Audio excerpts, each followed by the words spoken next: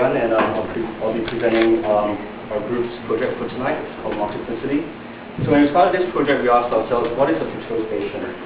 And we thought that in our current society, it's perceived as merely a simple shape for refueling our vehicles. It's pretty much an architectural earmark of the time where form distinctively follows function and still does. So what contribution can it offer? Not architecturally and definitely not environmentally, and this needs to change. So since the last century, our energy source has predominantly come from our planet's natural resources. Fossil fuels are essential for our industries, and power stations, offshore oil rigs, and the like have been constantly draining our planet with no means of replenishment and conservation. Energy transfers have long been monodirectional, and their byproducts have been nothing but harmful. So how do we give back? In the near future, where our natural resources have been soaked dry, new means of energy must be sought. And unlike the petrol station, future fueling stations cannot always be taken without giving back.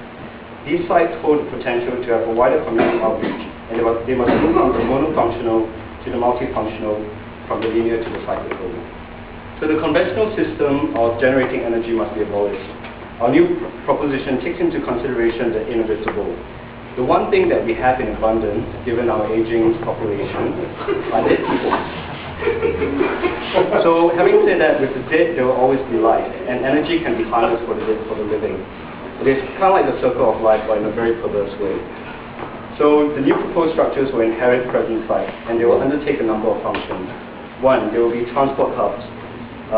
These are to shelve personal transport units that would then ease the stresses placed on our current infrastructure. At the same time, there will be energy stations, and this energy can be harnessed from the new fuel source, which will be our dead people. So basically, the idea of the tower where the top where we have the funeral is celebrating death as well as it's not also in a way celebrating life.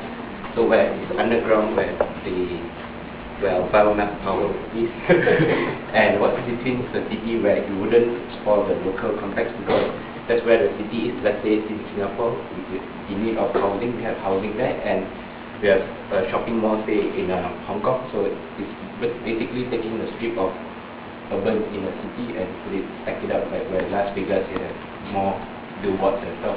Maybe in vertical forest in Kuala Lumpur, where, so in a way, like it's a cycle in this whole vertical building. So lastly, we call it multiplicity, where all these things happen in just one spot. It used to be where the petrol station is. Yeah, that's all.